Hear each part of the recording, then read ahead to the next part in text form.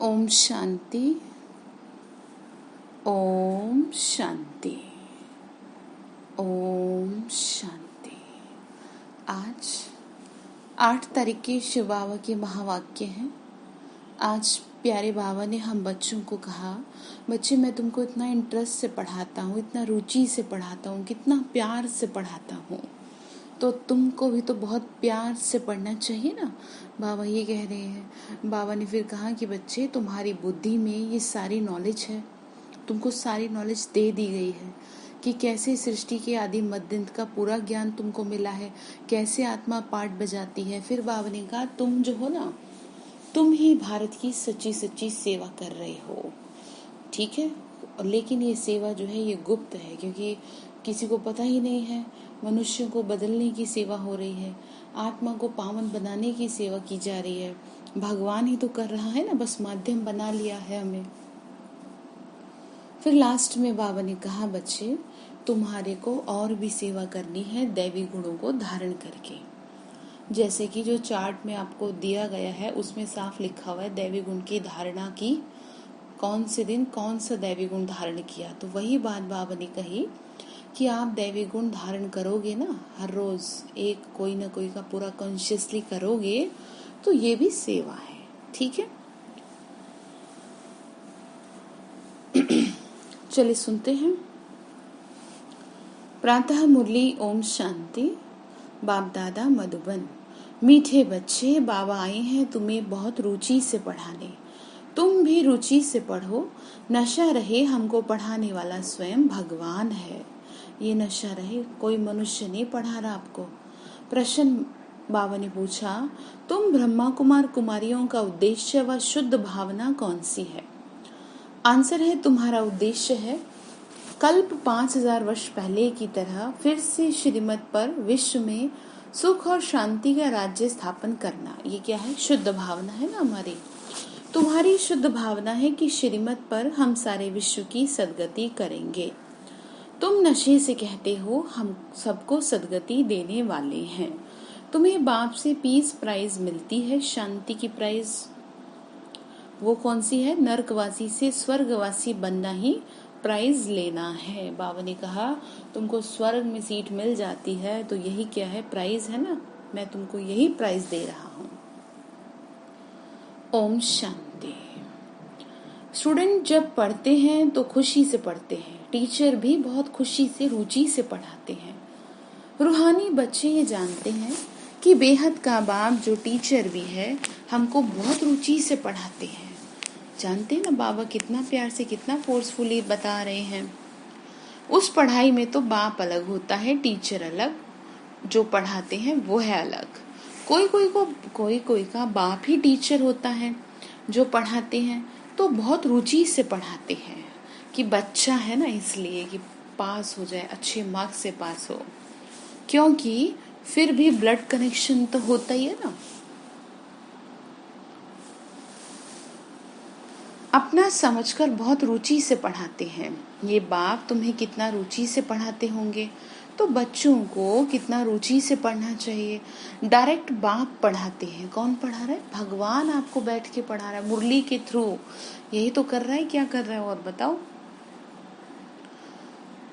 और एक ही बार पढ़ाते हैं संगम के समय पे, तो कितना रुचि होनी चाहिए, बहुत रुचि होनी चाहिए बच्चों को। बाबा भगवान पढ़ाते हैं और हर बात अच्छी तरह समझाते रहते हैं। कोई बच्चों को पढ़ते पढ़ते विचार आते हैं ये क्या है? ड्रामा में यह आवागमन का चक्र है, परंतु यह नाटक रचा ही क्यों? जैसे कई लोग कहते हैं कि ऐसा क्यों नाटक रचा। ये बाबा ने कहा ऐसे कहते हैं, इससे क्या फायदा? बस सिर्फ ऐसे ही चक्र लगाते रहेंगे, इससे तो छूट जाए तो अच्छा है। जैसे 2 दिन पहले कहा था ना कि लोग कहते हैं कि बस परम नाम में ही बैठ जाएं, तो वो पॉसिबल नहीं है। बस सिर्फ ऐसे चक्र ही लगाते रहेंगे, इससे तो छूट जाए। जब देखते हैं ये तो 84 का चक्र लगाते ही रहना है, तो ऐसे ऐसे ख्यालात आते हैं भगवान ने ऐसा खेल क्यों रचा जो आवागमन के चक्र से छूट ही नहीं सकते। मतलब कई लोग कहते हैं कि भगवान ने ये सब क्या किया, इससे तो मोक्ष मिल जाए। फिर बाबा बोले ऐसे ऐसे ख्यालात कई बच्चों को आते हैं इस आवागमन से दुख सुख से छूट जाए। फिर बाबा ने क्या रिप्लाई दिया? बाबा ने कहा ये कभी नहीं हो सकता। मोक्ष पाने के लिए कोशिश करना ही वेस्ट हो जाता है। मोक्ष का मतलब ही समझा दिया गया है ना। बाबा ने समझाया है एक ही आत्मा, बाबा ने समझाया एक भी आत्मा पार्ट से छूट नहीं सकती, यानी हर किसी को पार्ट प्ले करना ही होगा। आत्मा में अविनाशी पार्ट भरा हुआ है, वह है ही अनादि अविनाशी। बिल्कुल एक्यूरेट एक्टर्स हैं, एक भी कम जास्ती नहीं हो सकती। तुम बच्चों को सारी नॉलेज है, इस ड्रामा के पार्ट से कोई छूट नहीं सकता, ना मोक्ष को पा सकता। बाबा ने कहा कोई नहीं छूट सकता, ना मोक्ष को पा सकता। सब धर्म वालों को नंबरवार आना ही है। बाप समझाते हैं ये बना बनाया अविनाशी ड्रामा है। समझ आया? तुम भी कहते हो ना बाबा अब जान गए कैसे हम 84 का चक्र लगाते हैं। ये भी समझते हो पहले पहले जो आते होंगे वो 84 जन्म लेते होंगे, पीछे आने वालों के जरूर कम जन्म होंगे। बाबा ने कहा जो आत्माएं जो है पहले आती हैं उनके जन्म तो अच्छे होंगे ना, जो लास्ट में आएंगे उनके कम होंगे। पूरे 84 जन्म लक्ष्मी नारायण के हैं। पुरानी दुनिया से नई जरूर बननी है। बाबा हर एक बात बार बार समझाते रहते हैं, क्योंकि नए नए बच्चे आते रहते हैं, उनको आगे की पढ़ाई कौन पढ़ाए। तो बाप नए नए को देखकर फिर पुरानी पॉइंट्स भी रिपीट करते हैं। बाबा देखो नए नए बच्चे आते हैं, उनको तो पता ही नहीं, इसलिए मुरली में समझाया जाता है। ठीक है, तुम्हारी बुद्धि में सारी नॉलेज है, जानते हो शुरू से लेकर कैसे हम पार्ट बजाते आए हैं। तुम यथार्थ रीति जानते हो कैसे नंबरवार आते हैं। बताया ना सतयुग में त्रेता में कैसे कैसे जन्म लेते हुए नीचे आते हैं। इस समय ही बाप आकर ज्ञान की बातें सुनाते हैं। सतयुग में तो है ही प्रारब्ध, यह इस समय तुमको ही समझाया जाता है। गीता में भी शुरू से फिर पिछाड़ी में ये बात आती है, यानी लास्ट में मन मना भव पढ़ाया जाता है स्टेटस पाने के लिए। तुम राजा बनने के लिए अब मेहनत करते हो, और धर्म वालों को तो समझाया जाता है कि वह नंबरवार आते हैं। धर्म स्थापक के पिछाड़ी सबको आना पड़ता है, राजाई की बात नहीं। एक ही गीता शास्त्र है जिसकी बहुत महिमा है। भारत में ही बाप आकर सुनाते हैं और सबकी सदगति करते हैं। वो धर्म स्थापक जो आते हैं वो जब मरते हैं तो बड़े बड़े तीर्थ बना देते हैं। वास्तव में सबका जो तीर्थ है वो ये भारत ही है।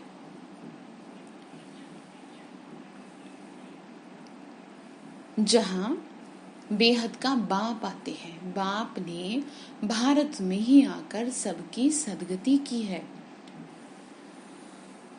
बाबा कहते हैं मुझे लिबरेटर गाइड कहते हो ना, हम तुमको इस पुरानी दुनिया यानी दुख की दुनिया से क्या कर देता हूँ, लिबरेट कर देता हूँ, यानी छुड़ा देता हूँ। बच्चे जानते हैं बाबा हमें शांतिधाम सुखधाम ले जाएंगे, बाकी सब शांतिधाम जाएंगे। जिन्होंने ये ज्ञान लिया वो कहाँ जाएंगे, शांतिधाम पहले फिर स्वर्ग। और जिनको ये ज्ञान प्राप्त नहीं हो रहा वो अपना हिसाब पूरा करके कहाँ बैठेंगे, परम धाम में।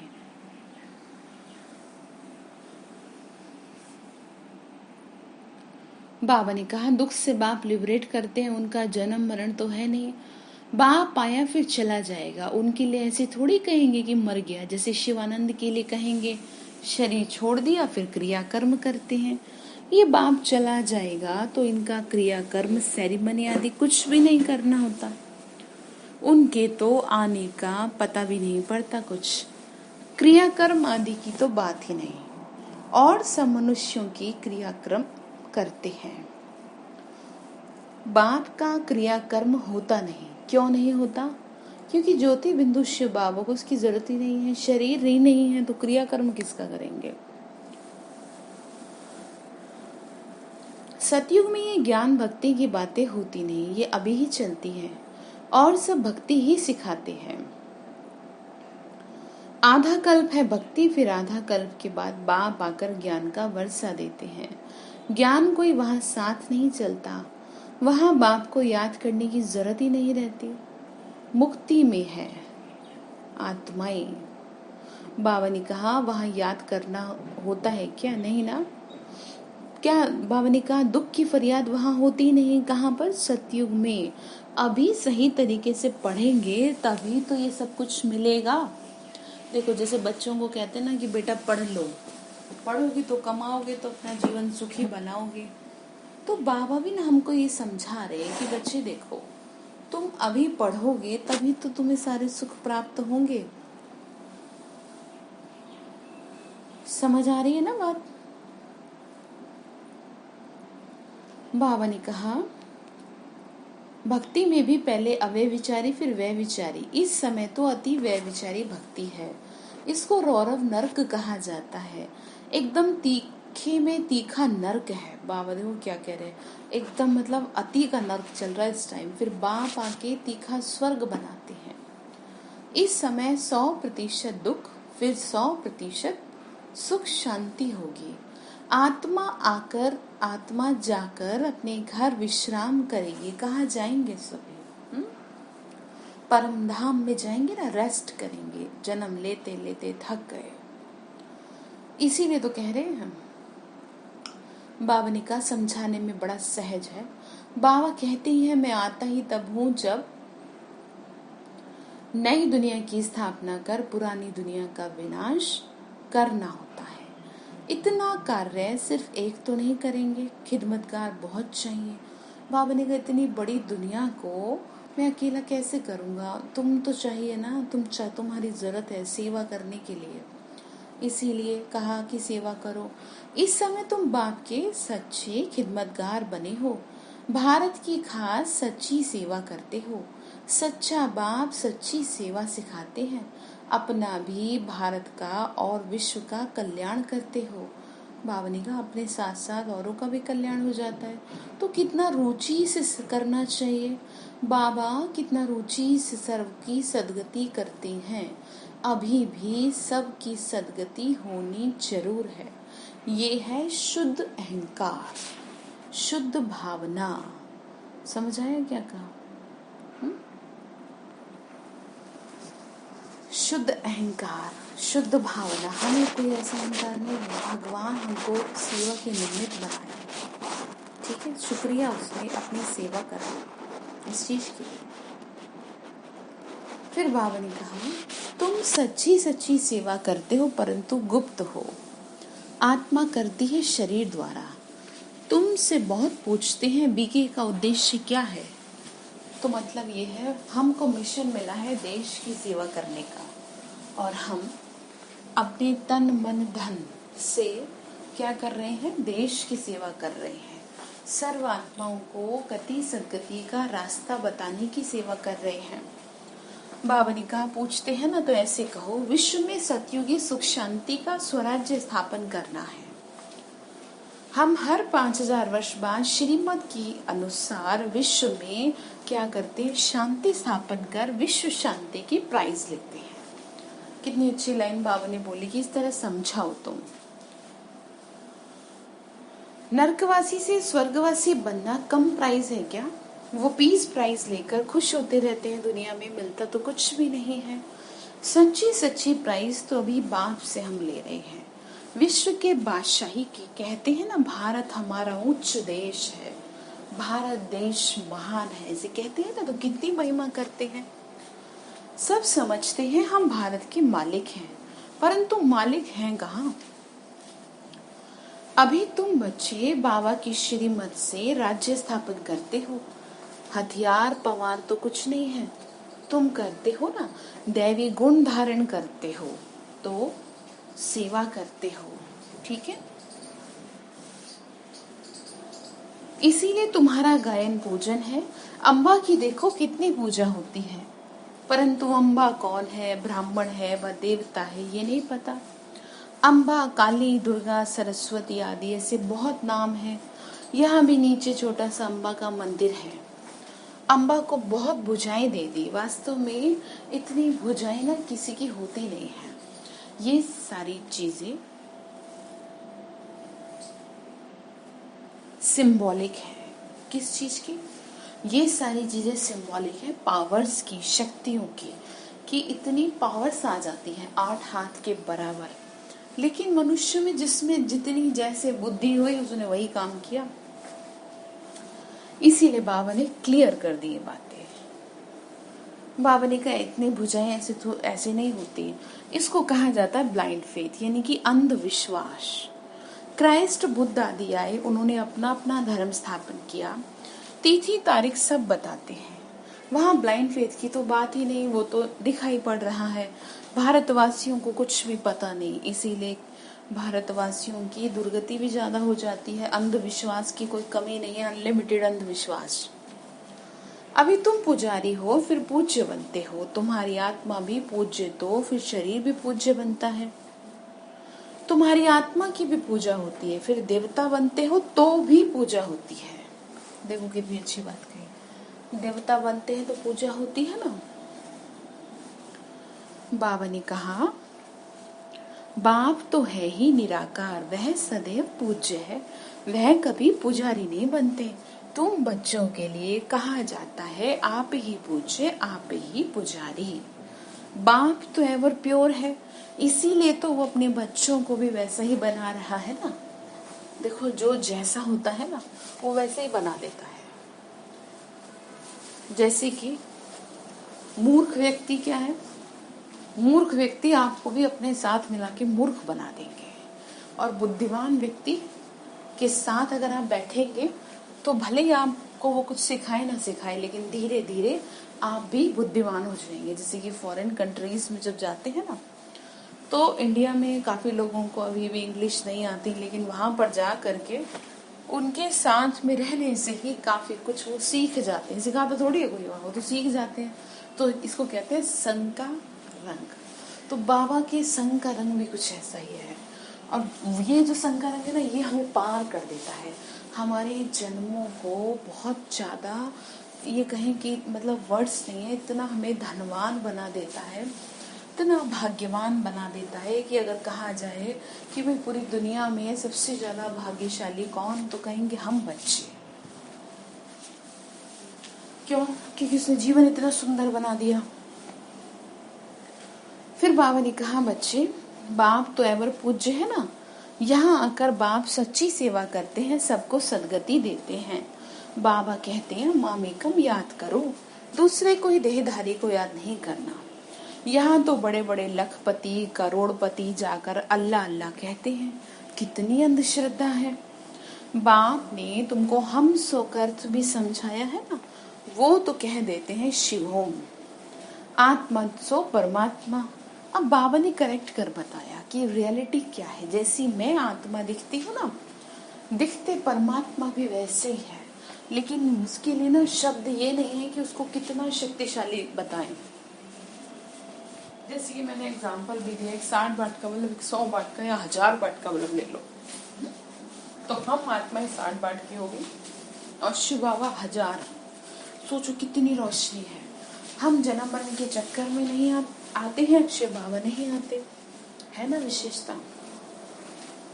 और भगवान के प्रति प्रेम सब में है, उन्होंने सोच लिया वो घट घट में है, तो आत्मा से परमात्मा इसलिए कह देते हैं। तो बाबा ने कहा डिसाइड करो, जज करो, भक्ति मार्ग में राइट सुना या हम राइट बताते हैं।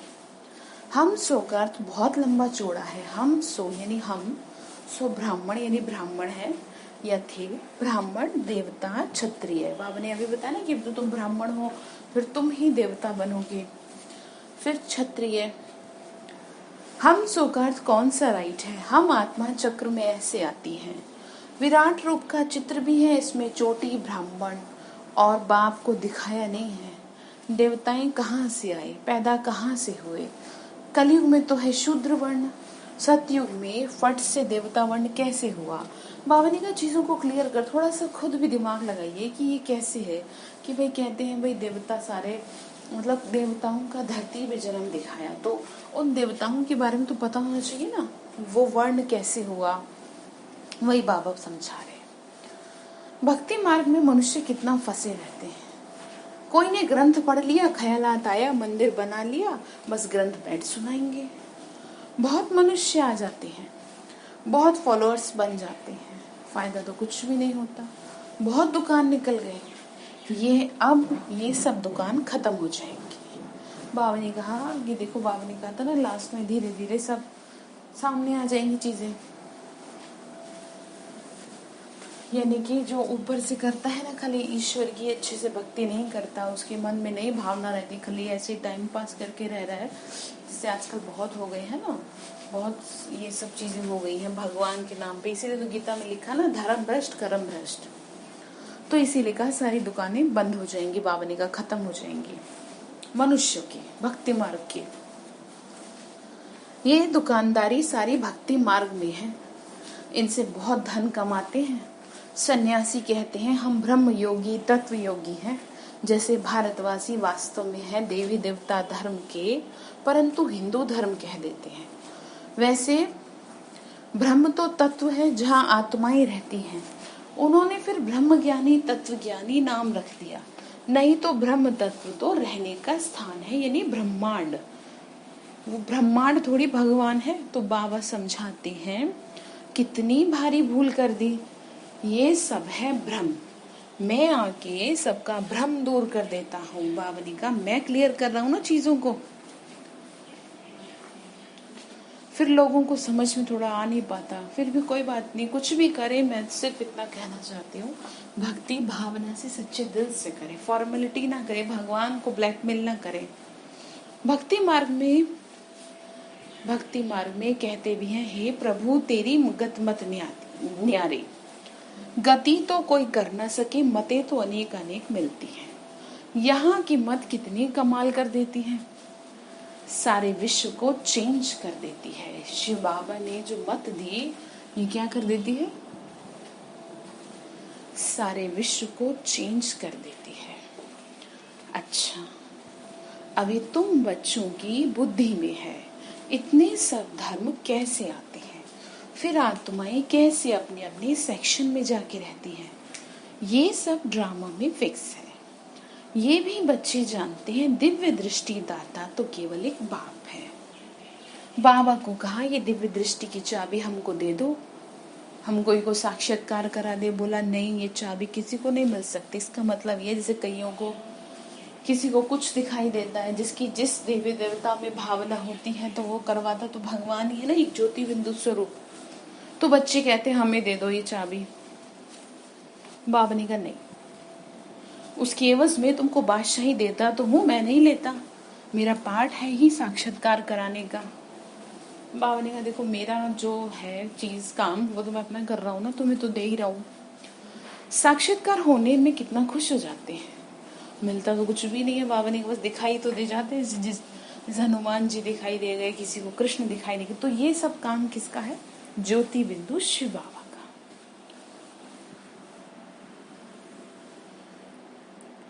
ऐसे नहीं कि साक्षात्कार से कोई निरोगी बन जाते हैं या धन मिलता है, नहीं।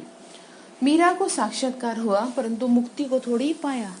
मनुष्य समझते हैं वह रहती है वैकुंठ में, रहती थी वैकुंठ में, परंतु वैकुंठ कृष्णपुरी है कहाँ, यहाँ कहाँ है। इतने अत्याचार जो उस पे हुए, कहाँ वहां वैकुंठ दिखाई दे रहा है। ये सब है साक्षात्कार। बाबा बैठ सब बातें समझाते हैं। इनको भी पहले पहले विष्णु का साक्षात्कार हुआ। किसको, ब्रह्मा बाबा को। तो बहुत खुश हुआ वो भी, जब देखा कि मैं महाराजा बनता हूँ, विनाश भी देखा, फिर राजाई भी देखी, तब निश्चय बैठा। ओहो, मतलब ब्रह्मा बाबा को सारे पहले साक्षात्कार हुए थे, ठीक है ना। जैसे क्लास में भेजा था, आप देखो उसको, किसी को अगर कोई कंफ्यूजन हो तो बस बाबा ये सब आप ले लो, हमको तो विश्व की बादशाही चाहिए। तुम भी ये सौदा करने आए हो ना, जो ज्ञान उठाते हैं उनकी फिर भक्ति छूट जाती है। मतलब ये नहीं है कि आपको भक्ति करने के लिए मना किया जा रहा है। देखो ये ना मतलब समझाया जा रहा है, फिलॉसफी समझाई जा रही है कि एक हर चीज़ एक स्टेप बाय स्टेप चलती है। जैसे कि बचपन में कुछ और, जवानी में कुछ और, बुढ़ापे में कुछ और, ठीक इसी तरीके से इस आध्यात्मिकता में भी 3 स्टेज होती हैं। सबसे पहले भक्ति, भक्ति का फल ज्ञान, ज्ञान का फल वैराग्य। जैसे ही आपकी भक्ति पूरी हो जाएगी, आपका फिर ज्ञान जब आपको मिल जाएगा तो फिर भक्ति का कोई मतलब ही नहीं है। लेकिन अगर आपको भक्ति करने का मन करता है तो कोई बुरी बात नहीं, आप करिए, कोई मना भी नहीं है, ठीक है।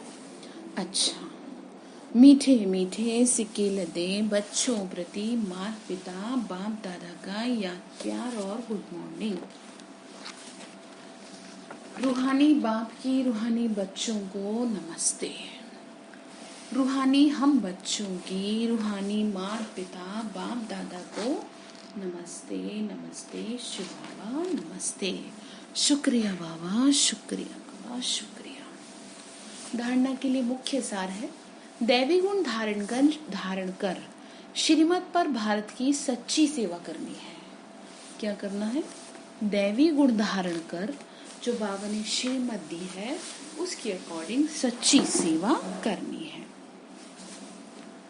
अपना, भारत का और सारे विश्व का कल्याण बहुत बहुत रुचि से करना है। बाबा ने कहा विश्व का कल्याण बहुत रुचि से करना है, ठीक है। दूसरा पॉइंट है, ड्रामा की अनादि अविनाशी नोद को यथार्थ समझ, यानी उस पार्ट को एक्चुअली तरीके से समझ। कोई भी टाइम वेस्ट करने वाला पुरुषार्थ नहीं करना, यानी समझ के, ज्ञान को समझ के, ड्रामा को समझ के मेहनत करनी है, पुरुषार्थ करना है। व्यर्थ ख्यालात भी नहीं चलाने, ठीक है। बाबा ने कहा व्यर्थ के ख्यालात भी नहीं चलाने हैं, ध्यान रखेंगे ना इन बातों का। वरदान दिया बाबा ने एकाग्रता के अभ्यास द्वारा एकरस स्थिति बनाने वाले सर्व सिद्धि स्वरूप भव। एकाग्रता के अभ्यास द्वारा एकरस स्थिति, एकाग्रता बनती है सोमान के अभ्यास से, जो आपको बता रखा है। तो एकरस स्थिति सहज बन जाएगी, और जब एकरस स्थिति हो जाएगी तो सर्व सिद्धि आ जाएंगी। भगवान ने कहा है कि बच्चे तुम सिद्धि स्वरूप हो, यानी किसी भी चीज में विजय प्राप्त कर लेना। जहाँ एकाग्रता है वहाँ स्वतः एकरस स्थिति है। एकाग्रता से संकल्प, बोल और कर्म का व्यर्थ मैपन समाप्त हो जाता है और समर्थपन आ जाता है। एकाग्रता अर्थात एक ही श्रेष्ठ संकल्प में स्थित रहना, जिस एक बीज रूपी संकल्प में सारा वृक्ष रूपी विस्तार समाया हुआ है। एकाग्रता को बढ़ाओ तो सर्व प्रकार की हलचल समाप्त हो जाएंगी।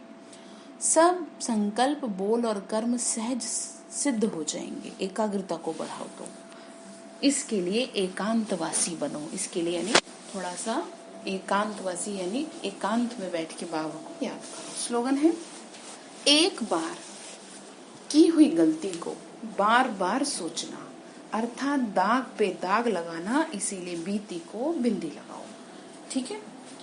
जो गलती हो गई तो भूल जाओ, बस ध्यान रखो दोबारा नहीं, ठीक है, बिंदी लगाओ। अच्छा, तो आज बाबा ने जो होमवर्क दिया है आपको ये ध्यान रखना है कि बाबा ने कहा बच्चे मैं तुमको इतना इंटरेस्ट से पढ़ा रहा हूँ, इतना प्यार से, तो आप भी तो पूरा अच्छे से पढ़ो ना। बाबा पढ़ा रहा है उसका थोड़ा तो रेस्पेक्ट रखना चाहिए, ठीक है। ओम शांति।